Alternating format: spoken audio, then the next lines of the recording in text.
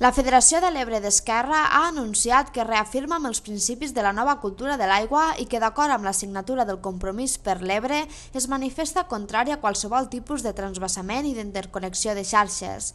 La Federació de l'Ebre d'Esquerra ha arribat a aquests acords després de la celebració d'una reunió extraordinària de l'executiva regional on també hi van ser presents càrrecs institucionals del partit al territori. Així mateix, els republicans han afirmat que donaran suport a la plataforma en defensa de l'Ebre i que demanaran una reunió amb els seus representants per coordinar esforços. La Federació de l'Ebre d'Esquerra també ha criticat l'actuació del conseller de Medi Ambient Francesc Baltasar. De fet, la Federació de l'Ebre d'Esquerra qualifica d'inacceptable la proposta de transvasament del Segre de la Conselleria de Medi Ambient i lamenta la manca de planificació i de debat territorial que s'ha produït.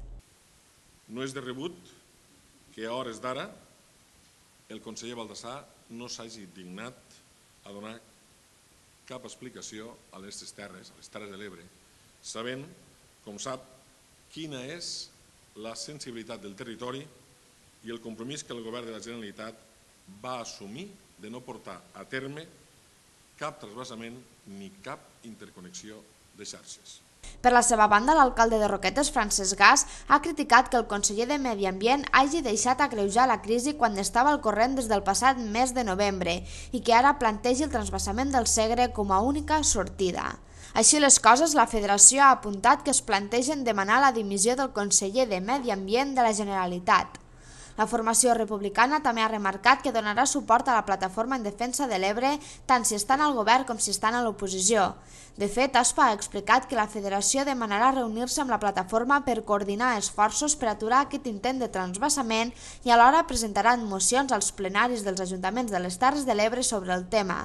Un dels primers ajuntaments on Esquerra presentarà aquesta moció, basada en un document de màxims, serà el de Tortosa. Amb tot, el portaveu d'Esquerra i regidor de Promoció Econòmica, Turisme i Universitats a l'Ajuntament de Tortosa, Ricard Forés, ha explicat que abans del ple ordinari de dilluns vinent intentarà parlar amb tots els portaveus dels diferents grups municipals per tal d'intentar arribar a un acord i presentar una moció consensuada.